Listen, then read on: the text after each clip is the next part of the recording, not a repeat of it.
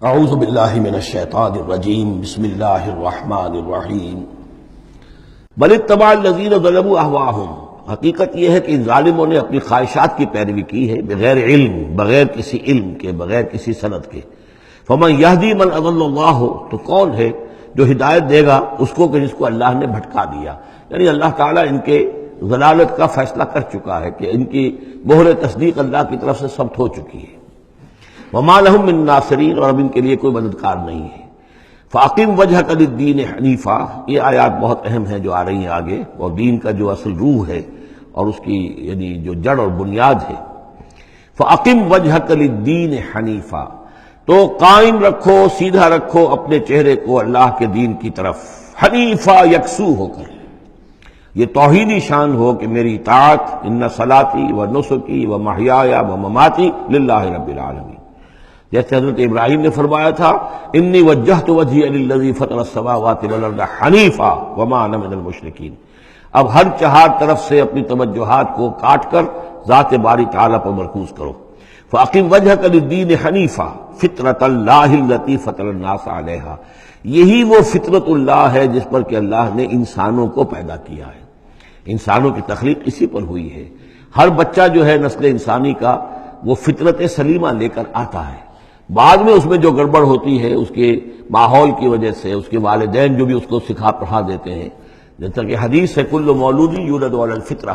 ہر بچہ جو پیدا ہوتا ہے وہ فطرت پر پیدا ہوتا ہے، وہ فطرت اسلام ہے، وہ فطرت اللہ کے دین کی ہے، وہ فطرت اللہ ہے۔ فَأَبَوَاهُ يُهَوِّدَانِهِ أَوْ يُمَجِّسَانِهِ أَوْ يُنَصِّرَانِهِ، یہ تو پھر اس کے ماں باپ ہیں جو اسے یہودی یا نصرانی یا مجوسی بنا دیتے ہیں۔ تو یہاں فرمایا فطرت اللہ التی فطر الناس علیہا، لا تبدیل لخلق اللہ، اللہ کی خلق میں، اللہ کی تخلیق میں کوئی تبدیلی نہیں ہو سکتی۔ ذالک الدین القیم، بس یہی دین ہے قائم رہنے والا سیدھا دین۔ ولکن اکثر الناس لا یعلمون، لیکن اکثر لوگ علم نہیں رکھتے۔ منیبین الیہ، تو فاقم وجہک للدین حنیفا،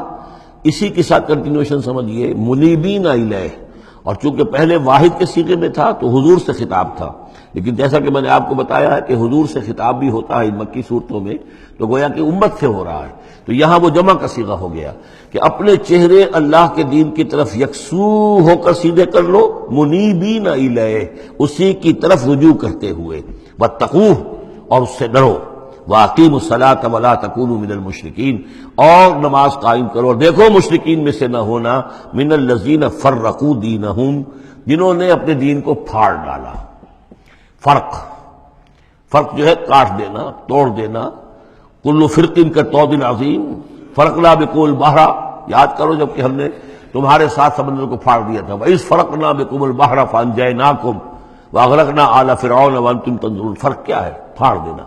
دین کو پھاڑ دینا، توڑ دینے کے معنی کیا ہیں؟ اطاعت ایک حصے میں اللہ کی، ایک حصے میں کسی اور کی، وہ زندگی پھٹ گئی، اب یہ زندگی منتشر ہو گئی، اطاعت آپ کی منتشر ہو گئی۔ اطاعت صرف اللہ کی ہو، فَدْعُوهُ مُخْلِصِينَ لَهُ الدِّينَ، پکارو اس کو لیکن اسی کے لیے اپنے دین کو خالص کرتے ہوئے، ساری اطاعت اسی کی، یا اس کی اطاعت کے تابع کسی کی اطاعت ہو سکتی ہے، مثلا والد کی اطاعت ہے، والدین کی اطاعت ہے، اساتذہ کی اطاعت ہے،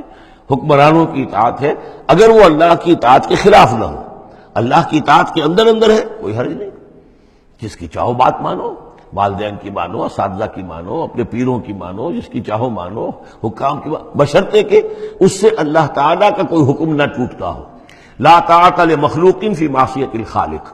مخلوق میں سے کسی کی اطاعت نہیں کی جائے گی جس سے خالق کی نافرمانی لازم آتی ہو، بس یہ قانون ہے۔ تو من الذین فرقوا دینہم، کہ جنہوں نے اپنے دین کے ٹکڑے ٹکڑے کر دیے، وکانوا شیعا، اور وہ خود ان کو ایک ایک ٹکڑا لے کر علیحدہ ہو گئے، کل حزب بما لدیہم فرحون، اور ان میں سے ہر جماعت جو ہے جو کچھ ان کے پاس ہے اسی پر وہ اترا رہی ہے، اسی کے اوپر مگن ہے، کسی نے کچھ لے لیا ہے دین کا حصہ، کسی نے کوئی دین کا حصہ لے لیا ہے۔ وَإِذَا مَسَّ النَّاسَ ضُرٌّ دَعَوْا رَبَّهُمْ مُنِيبِينَ إِلَيْهِ، اور جب انسانوں کو کوئی تکلیف پہنچتی ہے، سختی پہنچتی ہے، تو وہ پکارتے ہیں اللہ کو، اپنے رب کو، اسی کی جانب رجوع کرتے ہوئے۔ ثم اذا اذاقهم منه رحمتا، پھر جب اللہ تعالیٰ انہیں اپنی رحمت کا مزہ چکھاتا ہے، اذا فریق منهم بربهم یشرکون، تو ان کی ایک جماعت اور ان کا ایک گروہ جو ہے اپنے رب کے ساتھ شرک کرنے لگتا ہے۔ لیکفروا بما آتیناکم، تاکہ کفر کریں ان چیزوں کے ساتھ جو ہم نے انہیں دی ہیں، یعنی ہماری دی ہوئی شے ہے، رزق ہماری ہے، لیکن اس کو وہ کفر کے لیے استعمال کر رہے ہیں۔ فتمتعوا، اچھا ٹھیک ہے، جو بھی تمہیں فائدہ اٹھانا ہے اٹھا لو، چند دن کی زندگی ہے، بالآخر تو تمہیں ہمارے پاس آنا ہے، یہ تمہارا طرز عمل جو ہے وہ اسی مہلت کے اندر اندر جو تم چاہو کرو، فسوف تعلمون، پھر یہ کہ عنقریب تمہیں معلوم ہو جائے گا کہ اصل حقیقت کیا ہے۔ کلا سوف تعلمون ثم کلا سوف تعلمون، ایک وقت آئے گا جب کہ اصل حقائق جو ہے وہ منکشف ہو جائیں گے۔ ام انزلنا علیہم سلطانا فہو یتکلم بما کانوا بہ یشرکون، کیا ہم نے ان کے اوپر کوئی ایسی سند اتاری ہے جو ان سے یہ کہہ رہی ہو اور ان چیزوں کی تصدیق کر رہی ہو کہ جن کے یہ شرک کر جس کو شریک کر رہے ہیں، یعنی کوئی آسمانی کتاب آئی ہو جس نے انہیں یہ بتایا ہو۔ اب یہاں دیکھیں لفظ یتکلم آیا، جو بات کرتی ہو ان سے، یہی لفظ ہے جو کہ علامہ اقبال نے قرآن کے لیے استعمال کیا ہے، مثل حق پنہا ہم پیداستو زندہ و پائندہ و گویاستو، یہ قرآن جو ہے خود کلام کرتا ہے، آپ اس سے گفتگو تو کیجئے، یہ آپ سے کلام کرے گا، آپ سے بات کرے گا۔ تو پوچھا گیا یہ کہ ام انزلنا علیہم سلطانا فہو یتکلم بما کانوا بہ یشرکون، تو کیا ہم نے ان کے اوپر کچھ سند اتاری ہے جو ان سے گفتگو کرتی ہو، جس نے انہیں یہ بتایا ہو کہ یہ شرک کرو، یہ بھی اللہ کے ساتھ شریک ہے، یہ بھی اللہ کے ساتھ شریک ہے، یہ بھی اللہ کے ساتھ شریک ہے۔ وَإِذَا أَذَقْنَا النَّاسَ رَحْمَةً فَرِحُوا بِهَا، اور جب ہم لوگوں کو اپنی رحمت کا مزہ چکھاتے ہیں تو پھر وہ بڑے اتراتے ہیں، فخر کرتے ہیں، پھولے نہیں سماتے۔ وَإِن تُصِبْهُمْ سَيِّئَةٌ، اور اگر کہیں کوئی تکلیف آ جاتی ہے، مصیبت آ جاتی ہے، بما قدمت ایدیہم، اور وہ آتی بھی ہے ان کے اپنے ہاتھوں کے کرتوتوں کے باعث، جو ان کے ہاتھوں نے آگے بھیجا ہوتا ہے، اذا ہم یقنطون، تو وہ بالکل مایوس ہو جاتے ہیں، ان کی اور آس توڑ کر بیٹھ جاتے ہیں، ان کی کمر ٹوٹ جاتی ہے۔ اولم یروا ان اللہ یبسط الرزق لمن یشاء ویقدر، کیا وہ دیکھتے نہیں ہیں کہ اللہ تعالیٰ ہی ہے کہ جو رزق کو کھول دیتا ہے، پھیلا دیتا ہے، کشادہ کر دیتا ہے جس کے لیے چاہتا ہے، ویقدر، اور ماپ تول کر دینے لگتا ہے، راشننگ کر دیتا ہے، یعنی تھوڑا تھوڑا دیتا ہے جس کو چاہتا ہے۔ ان فی ذلک لآیات لقوم یؤمنون، یقیناً اس میں نشانیاں ہیں ان لوگوں کے لیے جو مانتے ہیں، جو ماننے والے ہیں، جو یقین کرنا چاہیں۔ فآت ذی القربى حقہ، تو اپنے قرابت دار کو اس کا حق ادا کرو، والمسکین، اور مسکین کو بھی، وابن السبیل، اور مسافر کو بھی۔ ذالک خیر للذین یریدون وجہ اللہ، یہی بہتر روش ہے ان لوگوں کے حق میں جو اللہ کی رضا چاہتے ہیں، اللہ کا چہرے کے طالب ہیں۔